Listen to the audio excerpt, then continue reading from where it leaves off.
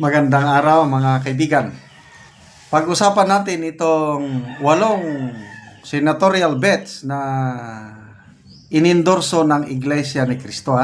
I hope tunay na endorsement ito. Maraming nag-post kanina, kailang hindi ko pa pinapansin. Baka mamaya fake news. Kailang ito, si Senator Ronald Bato de la Rosa na mismo ang nag-post. Sa kanyang official Facebook page, sabi niya, maraming salamat po Iglesia ni Cristo sa tiwala. So, isinare niya News 5 Digital. Senatorial candidates na inendorso ng Iglesia, 8 lang. Okay. I don't know kung madadagdagan pa, kasi hanggang Sunday, pwede pa silang magdagdag. So, sino-sino itong 8? To me, this is very good news. Kung tunay ito, nako, palagay ko, panalo na si VP Sara sa kanyang impeachment trial. Kaya good news po ito. Okay. Ito, yung 8. I'm sure hindi kayo masisiyan yung iba. Kailang ako, okay lang. Of course, Representative Dante Marcoleta. Senator Bongo. Senator Bato de la Rosa, Senator Amy Marcos, Senator Pia Cayetano, Representative Camille Villar, 6 na yan. And then itong dalawa, I'm sure magre-react kayo, Senator Bong Revilla and ex-Senator Bam Aquino. Ayan po ang 8. Ulitin ko, wala pang official announcement ng Iglesia. Kailang 2 days ago, nakita ko na itong listahan na ito Nabasa ko sa mga comments. Kailang, hindi lang muna ako kasi hinihintay ko na magsalita ang leadership ng Iglesia. Tapos, itong mainstream media, News 5 na itong siguro, nakakuha sila, advance copy. Tapos, pinasalamatan na ni Senator Ronald Bato de la Rosa. Okay, so, ating himay-himayan of course, Rodante Marcoleta. Sana, itong endorsement na ito, how many millions ang members ng Iglesia, may mag-push kay Senator Marcoleta na mananalo. Okay. Plus, sabayan pa ito ng KOGC, nako. Senator Marcoleta na tayo. Siya na yan. So, Bongo and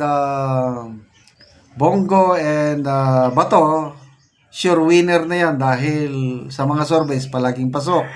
Pia Cayetano, sure winner na yan.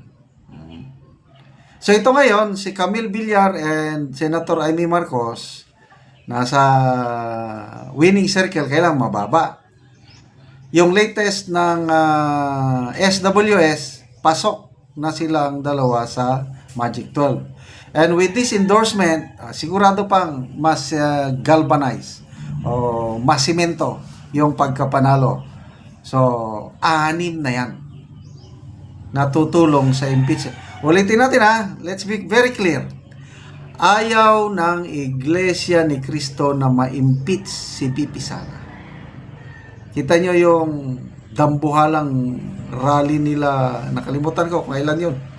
Basta yung rally nila sa Luneta Grandstand and then many venues across the country, halos 3 million members ang lumahok. That's a very big statement na ayaw namin ng impeachment.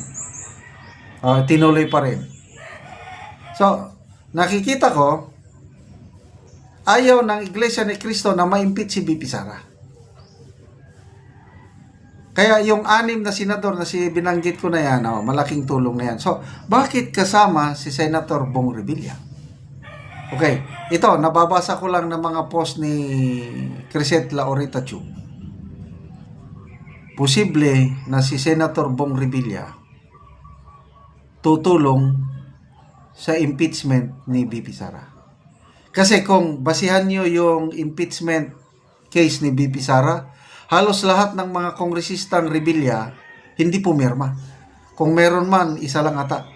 Marami silang Revilla na nasa Congress Hindi sila pumirma. So, alangan naman na ang Iglesia ni Cristo mag-i-endorse siya ng mga senatoriables na boboto pabor o i-convict nila si BP Sara. No way. Kasi ayaw nilang ma-impeach eh. Very clear sa dambuhalang rally nila. Kaya, kung ayaw nyong iboto si Revilla, okay lang. Kaya lang, nasa winning circle naman si Revilla. Ito si Bam Aquino ngayon. Ang medyo alanganin. Ha? Nasa, halos hindi siya makapasok sa Magic 12 eh. Nasa number 13, 14. O, ngayon, in-endorse siya ng Iglesia. Ano ang ano ang compromise kung meron man? So again, si Crisette Laureta Chu yung nagsasabi na posible ang usapan dyan kung mananalo si Bam Aquino, hindi niya ikukonvict si BP Sara. So 8 na yan. So sana manalo yung 8 na in-endorse ng Iglesia. Dadagdagan mo pa ngayon yung mga incumbent senators, Robin Padilla, Juan Miguel Zubiri, Joel Villanueva, Mark Villar. Wala na, panalo na. Okay? So, tingnan mo yung Nacionalista Party Di ba may alyansa? 3 ang galing sa Nacionalista Party sa alyansa. Pia Cayetano, Camille Villar, and Amy Marcos. Umalis itong dalawa, naiwan si Pia Cayetano. Nandyan pa rin sa alyansa. Kailang, in-endorse lahat ng Iglesia. Sino ang chairman ng Nacionalista Party? Villar. So ito, nakikita ko itong 3 ito, mananalo, tutulong kay BP Sara. So, exciting days ahead. 3 days na lang, boboto na tayo. Basta kami, ito, ang aming sample ballot, 6,000 plus nang na-distribute namin and nadadagdagan pa. Duterte plus 2, ang aming plus 2, Camille Villar and Amy Marcos. Okay, good news po. Yung isinampang reklamo o kaso ni Senator Amy Marcos sa Ombudsman, pinapasubmit sila ng counter affidavit, yung 2 sekretaring Rimulya, 2 general, Marbil and Torre, Ambassador Lacalinaw. Nako, nahihirapan silang sagutin. Magre-request daw sila ng 10 days extension. So, those are good news. So, lalong iboto ko si Senator Amy, Senator Villar. I don't know sa inyo. Okay, salamat mga kaibigan sa inyong pagtangkilik sa ating channel. Nakakatulong kayo ng malaki sa tribong Talandig ng Bukidnon. Dahil ang income po natin sa channel na ito is pantulong po sa tribo. Namimigay tayo ng mga libreng yero at pako sa tribo para ma-repair ang sira-sirang bahay ng tribong Talandig.